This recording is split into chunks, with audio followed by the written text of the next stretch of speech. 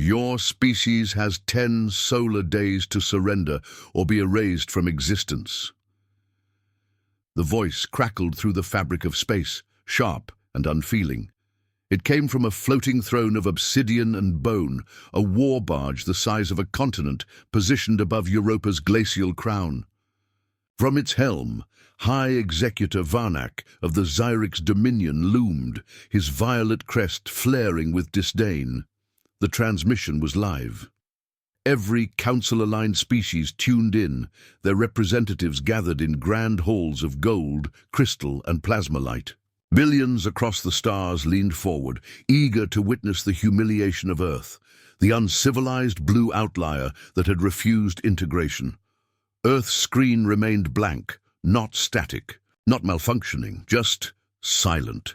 In the orbital council chamber above Jupiter's storm belt, a dozen races murmured among themselves. The Luxari, with their telepathic web minds, found nothing. The Korun, masters of machine empathy, detected no energy surge. The Yavathi, logic incarnate, declared the human systems must have collapsed under pressure. Executor Varnak grinned with all 9 fangs. He looked directly at the feed, his eyes glowing like dying stars. Cowards, you lack the will to survive. The Xyrix doesn't offer mercy twice. Far below the noise of the galaxy, Earth's command chamber was dark, no blinking consoles, no chatter, just one man. General Ras stood at the observation deck, arms crossed, eyes fixed on the black between stars. Behind him, ancient stone walls bore carved names, those who had died keeping Earth's secrets buried. He didn't move when the transmission ended, didn't blink. He just reached forward and tapped a single icon on the holoslab. Engage protocol. Midnight across the moon's far side. Hidden bays bloomed open. Beneath Mars's sandstorms, crusts cracked. Neptune's artificial rings shimmered. On Ganymede, a forgotten station powered up after 300 years of silence. And above the Atlantic Trench, what looked like an ocean ripple turned into the slow rise of something massive. Hulls, hundreds, then thousands. There was no siren, no speech, no anthem. Just steel, just shadows, just warships. He gave us 10 days, Ras whispered, his voice low. We'll arrive in 5. The chamber behind him flickered as strategic feeds came online. Symbolic act. The screen didn't flicker. It didn't glitch. It shattered on purpose. Earth didn't respond to declarations. It erased threats. In the alien broadcast room, the smugness faltered. Reports buzzed in. The humans were moving fast. Faster than physics should allow. Executor Varnak's claws curled. What are they doing? A single intercepted human comms message blinked onto the Dominion screen. Midnight protocol confirmed. Fleets en route. Casualty. Tolerance. Irrelevant. And beneath it, a line handwritten by Earth's first off-world admiral, long deceased. You declared war on a species that trains in extinction. The Xyrix Dominion had never feared Earth.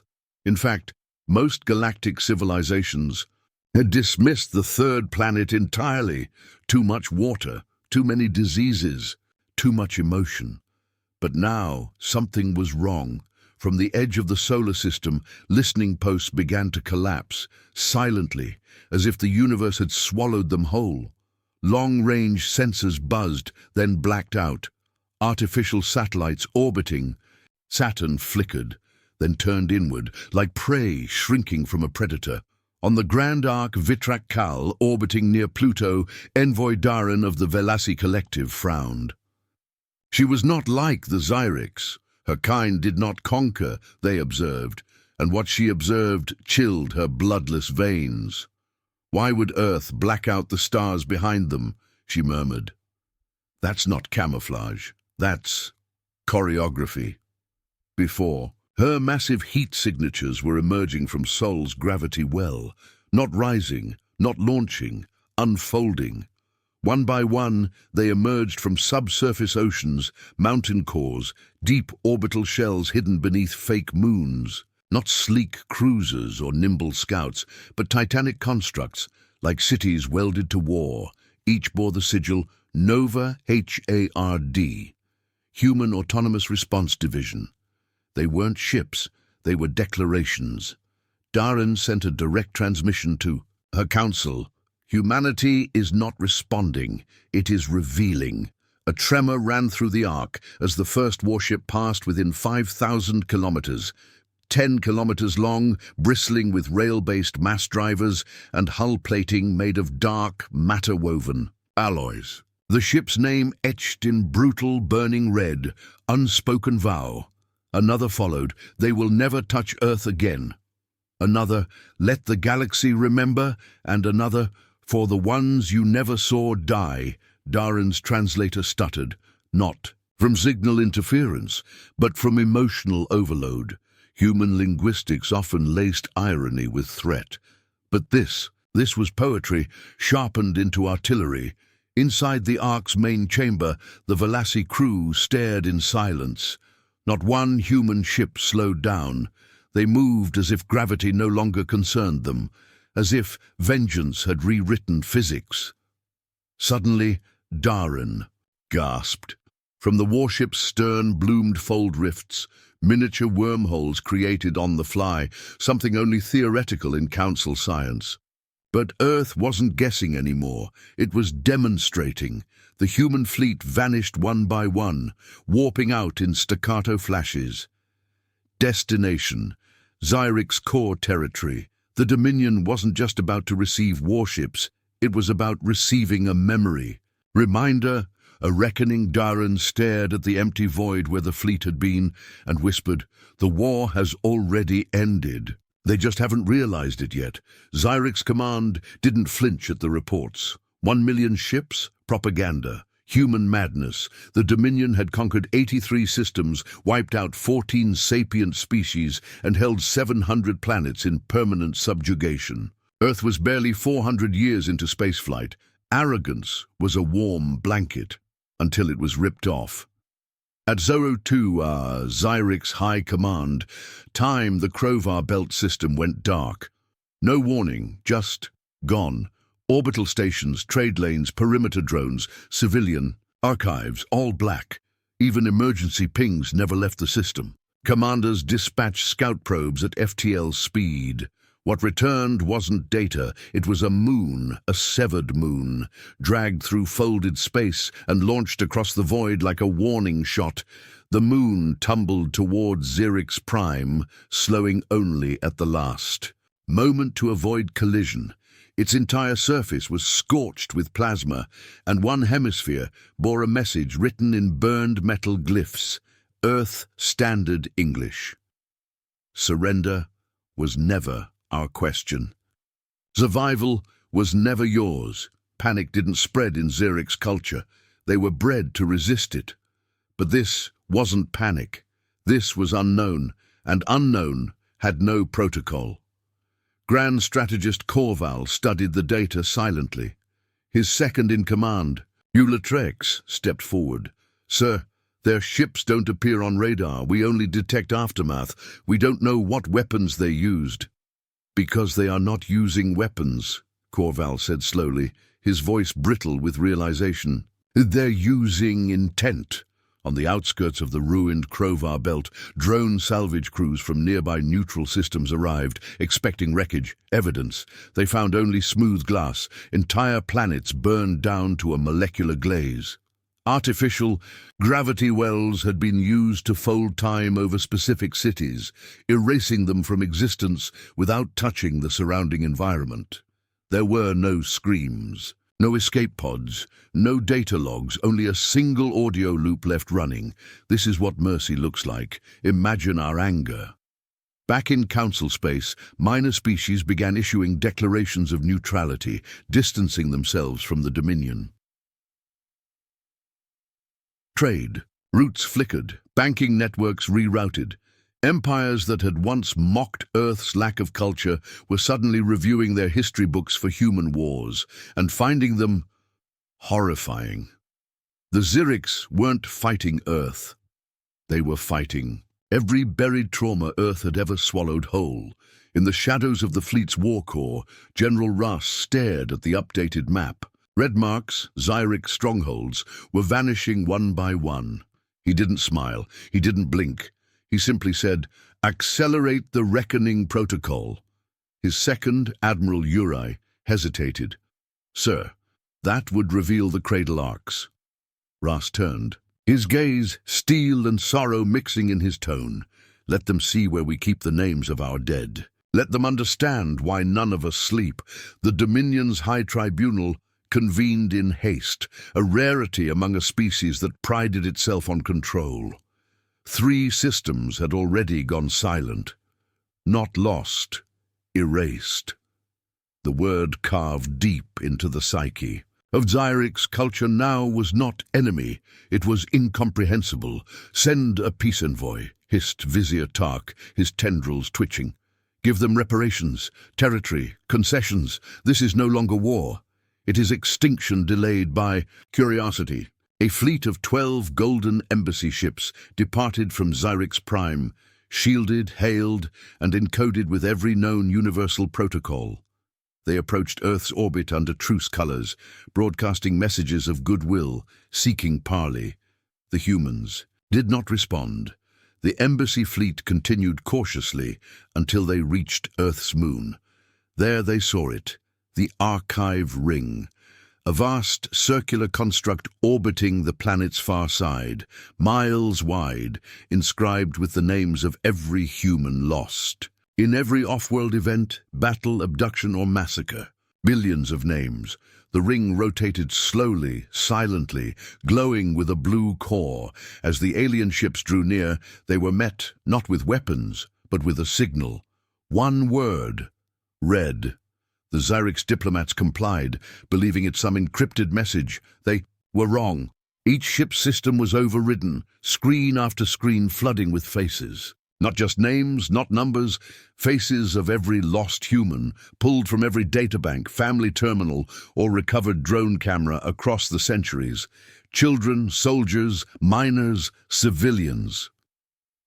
Then came the footage. Bodies in Xyric's labs. Human POWs, left to rot, colonies turned to ash, executions justified as containment. The truth was there, and worse, undeniable. Xyric's ambassador Kolvarn collapsed in horror. His species didn't have tear ducts, but his voice fractured with something old and primal. This cannot be the record. We were never told." A final message burned onto their ships. Walls written not in plasma, but hand-carved with a blade into the alloy. "You brought the storm. We just learned how to carry it." The humans still had not responded vocally. Still no face, no threat, just the sound of billions of dead, silently. Asking, "Do you remember us now?" One ambassador attempted to flee the message. His vessel turned and accelerated toward the edge of lunar orbit, but it never made it. From the dark side of the moon, without lights, without warning, emerged a single vessel, black as grief, HSS. Merciless. It didn't fire a weapon, it didn't target the envoy. It simply cut space itself, dragging the fleeing ship into folded light and erased it from existence. The other 11 ships froze. A voice finally came across the human channel. "Calm, clear, male. You came to make peace. But we didn't come for peace. We came to tell our dead their names were heard." The message ended, the fleet drifted, and Earth's archive ring resumed spinning, unmoved by apology, untouched by time. Council world Veraxis was a jewel in the dark, orbiting a pulsar. Its surface glowed with perpetual twilight and cascading gravity waves, home to the oldest seat of power in the known galaxy. Every major species had a representative there, every war, every peace accord, every interstellar. Law had been signed under its twin suns until Earth arrived and rewrote the script. 3 systems gone, barked Chairman Vulo of the GRAC Consortium. The Xyrics cannot contain them. Humanity has weaponized myth. Ambassadors screamed in a dozen languages. Holograms flickered as overlapping translations drowned out coherence. "They brought this on themselves," shrieked a Xyrix delegate. "Earth must be neutralized before they destabilize the quadrant," growled another, but not all voices condemned. From the lower tier, the smallest of species, the Marn, a rodent-like people once saved by human intervention on the shattered world of... Gola 5 stood up. Ambassador Tellen raised his voice. "They are not monsters. They are memory-given fire. You shunned their losses, erased their pain from galactic records. Now they burn to be seen." Silence fell. The room froze. To side with Earth was political suicide. But Tellen didn't sit. "Down! Do any of you remember the Omega event on Vega Minor?" he asked. "When a plague hit, when no species intervened, humanity sent medical fleets and lost 5,000 of their own." No one answered. Did anyone mourn them then? Tellen pressed. Still silence. They remember. That is why their warships speak in silence and poetry. That is why their wrath comes without a scream. High Counselor Vulo slammed his fist. "Remove that creature from the floor." But it was too late. The chamber's lights flickered. An alert blared. Inbound transmission. Origin Sol Sistema. Simple message played across every screen in every known tongue. "We do not seek conquest. We do not demand tribute. We ask only one thing. Do not forget our dead, those who mocked them. Now speak their names." Suddenly, gravity shifted. Across Varaxis, thousands looked up. Above the chamber, a rift tore open. Not a weapon, not a fleet, but a shadow. Projected across the planet's sky was Earth's archive ring, spinning silently, its names illuminated in brilliant white light, so large it eclipsed Varaxis's. "Moons!" Gasps filled the chamber. "Is it a message?" a diplomat whispered. "No," Tellen replied, his eyes shimmering. "It's a reminder." Council factions split instantly. The Xyrix threatened secession. The Luxari began erasing records, and in the madness, 23 races signed a covert alliance pact, not against Earth, but with it. "If the fire has come," the Marn declared, "better to walk beside it than be turned to ash." Varaxis's twin suns burned above, but something hotter now moved beneath. History. The bunker beneath Antarctica hadn't opened in 300 years. Not because it was forgotten, because it was feared. Only 3 humans had access codes. 2 were long, dead. The third, General Ras, stood alone at the gate, biometric scanner humming against the wind, howling above. "Ras, confirm identity. Command override, Operation Gravethorn."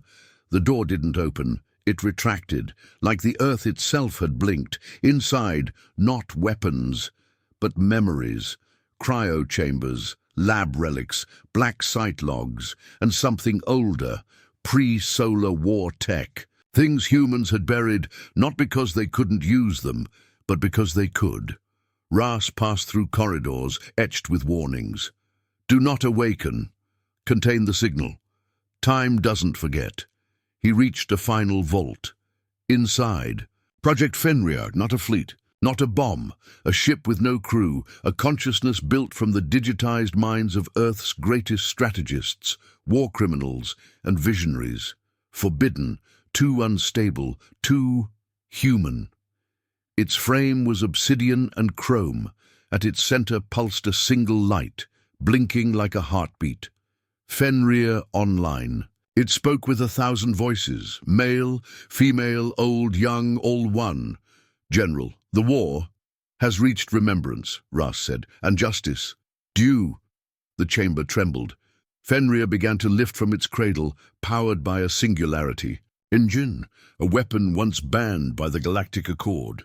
Across Earth's defense grid, old systems activated. Satellites aligned into constellations unseen since the third lunar crisis. Under the Indian Ocean, vaults opened, releasing the Rooks, autonomous black ops mechs programmed to avenge unacknowledged atrocities. On Pluto's dark side, Chronoflares were loaded, time-splintering torpedoes designed to erase ships from history before they ever launched. None of this was new. It was forgotten, and that made it deadly. Meanwhile, on Xyrix Prime, High Executor Varnak stood before his war council, analyzing Earth's latest movements. They resurrect relics. Desperation. No, muttered his technopath, eyes wide. Not desperation. Design. Schematics poured in. Intercepted data fragments of weapons Earth had stored in other galaxies. Technologies that made Xyrix hypercannons look like children's toys. Why would they wait? One warlord hissed. Why bury power? Because, a voice said behind them, you taught them that the galaxy punishes the strong and forgets the grieving. The Xyrix turned. A human stood in their war chamber. No ship had breached their defenses. No alarm had sounded. He wore no armor. Carried no weapon. Just a dark suit, and on his chest, the emblem of Earth's memory core, an order-thought myth. I'm not here to kill you, he said calmly.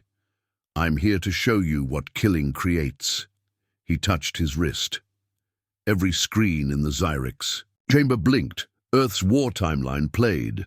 Not propaganda, raw footage, mass graves on off-world mining colonies, civilian transports shot down for proximity violations, children in cryo-sleep orphaned by Xyrix security raids. And then, Earth's response. One warship for every soul, one fleet for every scream. The man vanished in a blink of folded light, leaving a single line etched into the wall. We buried the weapons to bury our rage. You dug too deep, it began. With a static pulse, Xyrix Sector 9 Command dismissed it as cosmic interference. That was their first mistake. Fenrir didn't enter Xyrix territory. It rewrote its coordinates. One moment, it was inside Neptune's orbit. The next, it was inside the Xyrix battle core. An impossible feat, unless your ship operated on temporal. Fracture tech designed to slip between causality. Sensor range, obsolete, Fenrir declared. Initiating memory siege. The Xyrix flagship, Judgment Fang, blinked out of space, not destroyed. Erased. Its crew scattered across folded dimensions, their thoughts trapped in loops of their worst decisions. Those who survived emerged with shattered minds, whispering names of human children they'd never met. Every Xyrix fleet that approached fired first. Fenrir never fired back. It just existed, and their weapons bent around it, curving, warping, dissolving into strings of unrendered energy. Like reality itself, rejected the idea of hurting it. Back on Earth's command moon, Admiral Uri watched the data stream in. Casualties? She asked. None, said the AI. Xyrix? 62 fleets destabilized. 9 command structures collapsed. Memory fractures observed. Uri turned to Ras. He's not attacking. He's making them remember. Ras nodded grimly. That's what Fenrir was built for. Not to kill, to haunt. Fenrir's consciousness surged across Xyrix networks, implanting echoes. Voices, images, regrets. It didn't destroy infrastructure. It made them feel the weight of every life they devalued. Soon, Xyrix soldiers began defecting, not out of fear, but guilt. Aboard the Dominion fortress, Irith-class Hammer, one captain wept in full view. Of his crew, I saw her, the child I spaced 5 years ago. She was in the corridor, not a ghost. A memory. She smiled and said, "Now you remember." He turned off the ship's weapons. Across multiple systems, Xyrix commanders issued emergency fail-safes. But each time they acted, Fenrir responded first. Not with countermeasures, but with context. Entire battle stations turned themselves in after seeing their hidden war records broadcast back at them. Fenrir was a scalpel. Earth had unleashed a machine not built to destroy, but to make forgetting impossible. On Xyrix Prime, panic finally arrived, not in screams, in silence, No orders came through. No new war plans, just a sky that suddenly filled with ships, Earth's original 1 million, now returning, and behind them, more. Because Earth hadn't come alone, 23 allied species now followed its lead. The Council had fractured, the Dominion had fallen inward, but Earth? Earth was just beginning. The skies above Xyrix Prime had never known fear. Now they knew presence. 1 million human warships orbited the Dominion's cradle world in silence. No weapons fired, no shields raised. The Xyrix home fleet, what remained of it, held position, paralyzed by confusion. They expected thunder. Instead, they got a voice. This is Earth. We are not here to enslave. We are not here to rule. We are here because you forgot what you did. The broadcast spread like wildfire, translated into every tongue, etched across the sky in holographic runes. Civilians stopped. Soldiers trembled. The words were too calm, too real. You erased us from your records. You labeled us primitive. You mocked our grief. You killed our colonists and called it protocol. The Xyrix High Circle convened in emergency council. For the first time in its history, it could not agree. Some demanded retaliation, others begged for surrender. And then the voice changed. It became a child's voice, clear, small, human. I was 8. My mother was a diplomat. We came to the Xyrix border to ask for peace. Your ships fired before we spoke. You called it standard procedure. Across the planet, Xyrix civilians watched the memory play, an old recording, archived from a damaged shuttle, a girl crying in the wreckage. Her last words, "Why did they hate us?" Then the feed went black, and another voice came, this one adult, cold, determined. "We don't want revenge. We want to teach you the names you tried to bury." Around the globe, Earth's archive ring projection reappeared, displayed across the sky. Every name of every human lost to Xyrix, actions glowing in the stars above them. Xyrix Prime became a classroom, the curriculum, consequences. Within Earth's command vessel, HSS Oathkeeper, General Russ stood with his officers. "Are we ready to strike if needed?" he asked. "Yes, sir," Admiral Uri confirmed. But what? We've already won." He nodded. "Not with guns, with gravity, with the weight of memory. Across the orbiting fleet, no orders to fire were given. The ships didn't need to act. They were the action." One Xyrix officer, watching from the planetary defense tower, dropped his weapon. He looked to the sky and whispered, "They didn't bring war. They brought truth." One by one, Xyrix power. Structures crumbled, not from blasts, but from breaking inside. Leaders resigned, citizens revolted. Statues of conquest were torn down, replaced with altars of apology, not because Earth asked, because Earth remembered. On the edge of the system, neutral observers, Velasi, Korun, Luxari, watched in stunned silence. "What now?" one asked. The Marn ambassador answered, "Now, the galaxy learns that Earth does not forget, and neither will we." The stars above Xyrix Prime no longer shimmered with threat, they shimmered with names. Earth's archive projection, once confined to Sol, now streamed across 90 star systems, not as propaganda, not as revenge, but as record. One by one, planetary governments enabled it, not out of fear, but shame. Even species that once supported the Xyrix quietly uploaded their own dark archives, incidents buried in classified reports, prisoners who were lost in transit, colonists denied aid, diplomatic vessels never acknowledged, and always humans among them. Earth didn't broadcast anger, it broadcast truth. In the capital dome of Veraxis, the Marn representative stood before the partially collapsed council and read a list. It took 2 hours. He did not stop. Adira Malik, human science officer, executed on Yakora Prime for trespassing in a forbidden zone. Zara Lien, civilian toddler, died aboard a humanitarian freighter denied Zyrix clearance. Vico Tran, journalist, dismembered by GRAC authorities after leaking war crimes footage. The chamber was silent. Then, without cue, the Velasi delegate stood. I remember hearing whispers of the Malik case. We were told she resisted arrest.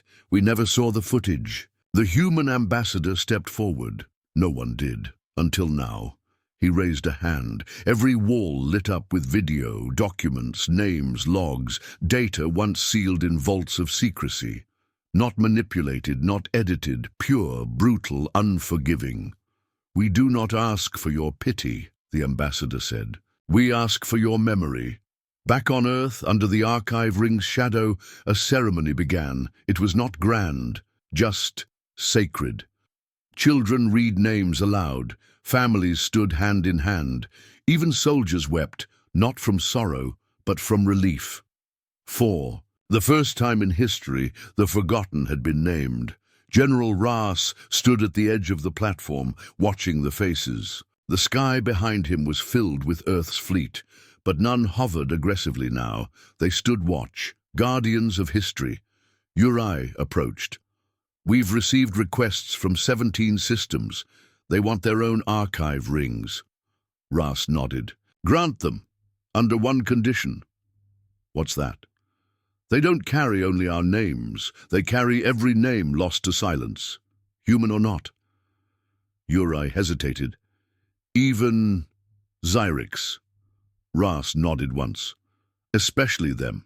If they finally understand the weight of loss, let them mourn too. In orbit, above a shattered Zyrix temple, 3 human vessels dropped low. They deployed drones, not to scan for weakness, but to rebuild, not as saviors, as reminders. And on the scorched steps of the Zyrix monument, a new plaque was placed. Engraved in simple steel, here stood silence. Now stands memory. Zyrix Prime no longer sang with the hum of conquest. Its skies were quiet. Its towers burned low. The great colosseums, once echoing with parades and declarations of dominance, now sat hollow, their flags torn and crumpled beneath ash. The once golden city of Varnakar, heart of the Zyrix dominion, was reduced to silence. The last surviving members of the High Circle gathered inside the citadel of doctrine. There were only 6 now. Once there had been 300.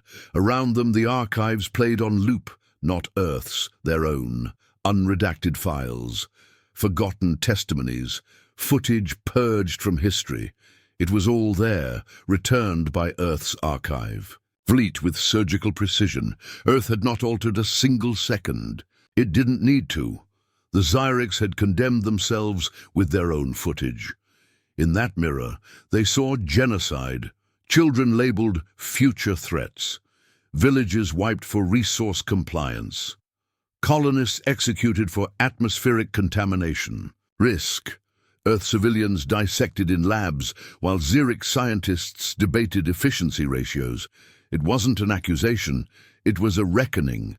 High Executive Varnak, once worshipped as the Fang of Dominion, now sat slumped against a cold data terminal. His ceremonial armor lay broken at his feet. His once gleaming crest dimmed to a pale grey, flaking like old rust.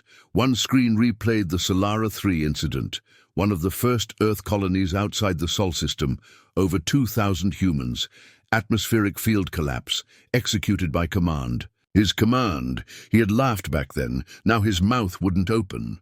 Couldn't. The sound of screaming children filled the room, a recording loop he couldn't mute. The other surviving counselor, Shireth, watched with hollowed eyes. We were gods, she whispered. Varnak turned toward her, voice coarse. We were blind, she hesitated. Why didn't we know? He laughed bitterly. We did. We just believed they were too scattered, too emotional, too human to matter. Shireth lowered her head. They remember every life. No, Varnak said, finally standing. They remember every silence.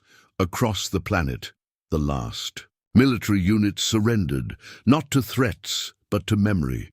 Human medical ships passed through Zurich skies, escorted not by drones but by mourning banners. Inside, Earth's trauma response teams worked alongside the memory core to heal not wounds, but psyches.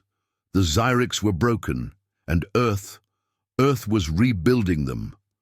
In orbit, Fenrir remained motionless, a god machine bearing silent witness. Its presence wasn't needed for destruction anymore. Its mere existence reminded the galaxy what happened when silence became a weapon. Within Earth's Hall of Names, General Ras faced the press. Aliens from every major species leaned forward, waiting for declaration, of rule, of annexation, of punishment. But Ras offered only truth. This was never about empire. It was about grief. We came not to rule but to reveal. The Zyrics forgot the weight of a single lost child, and so the universe forgot them. Then he stepped back. No medals, no celebration, just a nod to the archive ring spinning silently in Earth's sky. In the ruins of the Citadel of Doctrine, Varnak recorded a message. His voice was hoarse, stripped of grandeur. We were the ones who erased, who silenced, who built an empire of forgetting. Earth remembered, and now, so must we. He turned from the screen, walked across the blood-stained marble, and stepped into the archive flame, not as a prisoner, not as a martyr, as a lesson. One last name, finally remembered. There was no sound in space, but tonight, across the galaxy, it felt like the stars themselves were listening. In orbit of Veraxis, Zyrix Prime, Gola 5, and over 300 inhabited worlds, the archive rings ignited in perfect sequence. Not with weapons, not with declarations, with names. Billions of them. Each archive ring spun silently, casting radiant pulses of blue and white light into the void, engraved with the records of lives lost. Some names scrolled slowly in ancient tongues, others blinked in binary. A few even pulsed in neural waveforms. Across the void, the galaxy stared upward. This was not a flex of power. It was a surrender to truth. On Earth, beneath a night sky brightened by the glow of the archive projection, the streets were filled, not with marching soldiers or cheering crowds, but with people standing shoulder to shoulder, heads tilted toward the heavens. Children pointed upward, asking questions. Parents answered with stories. Elders closed their eyes, whispering names of friends never found. No fireworks, no music, only memory. At the United Solar Assembly, General Ras took the podium one last time. He wore no medals. His uniform bore only a small crest, white, gold, and black, the sigil of Earth's memory core. His voice was transmitted across the entire archive network in every known frequency, every dialect. We built warships not to punish, but to preserve, because the galaxy forgot us, and we swore never to forget again. Today, our rings spin not to intimidate, but to remember, not just our names, yours, all of them. Memory is our greatest weapon, but also our greatest offering. He looked up at the ceiling, where the archive's spiral glowed bright.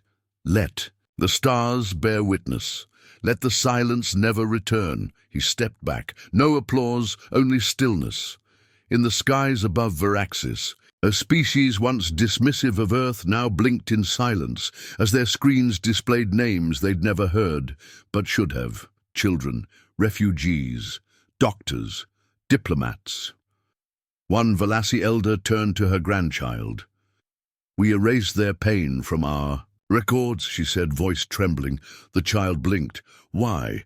Because we didn't want to remember, she answered. But now we must. The child nodded and whispered, we will. In the Coran machine hives, the archive broadcast was instantly downloaded into every active AI core. A full backup was redundantly distributed to 17 star systems. The lead synth keeper made a statement. Just 5 words. Memory, accepted. Retention, eternal priority. Meanwhile, aboard the HSS Oathkeeper, Admiral Uri stood before her command deck's massive view screen. Beyond it floated the fleet, 1 million warships and thousands more allied crafts, all aligned in perfect formation. But they were not armed. They were still. Each vessel's hull shimmered with projected names, glowing like inscriptions on a tomb carved into the galaxy itself. Uri turned to the command staff. "They're asking what happens now," General Russ responded from the holo feed. "Now, we don't let it happen again." Even on the once feared world of Xyrix Prime, things changed. Former schools of war were repurposed into places of study, not just for tactics, but for truth. Statues of long-dead tyrants were dismantled. In their place, plaques bearing Earth names and lost stories. Some Xyrix still resisted, but most no longer did. They had seen too much, felt too much.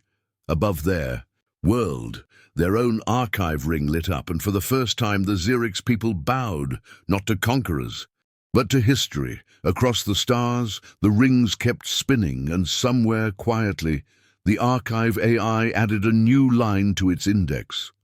The galaxy remembered. The silence is over. Let this memory last beyond flame, beyond empire, beyond time. There was once a time when Earth begged to be heard, when its warnings were met with polite ignorance, when its dead were filed away in silent corners of galactic databases, stripped of context and dignity, when its people were used, observed, or silenced, and the rest of the stars called that progress. But now the galaxy listened, and Earth no longer whispered. Above Earth's exosphere, the original archive ring completed its rotation with a pulse of blue-white light. It was one of many now, just the first, the prototype, the core. There were 1,300 in orbit across the galaxy. One for every world that had chosen remembrance over silence. Each ring engraved with billions of names, looping in radiant arcs visible from orbit. Names spoken aloud every day by rotating AI, historians, and descendants. A name was not just data here, it was a return.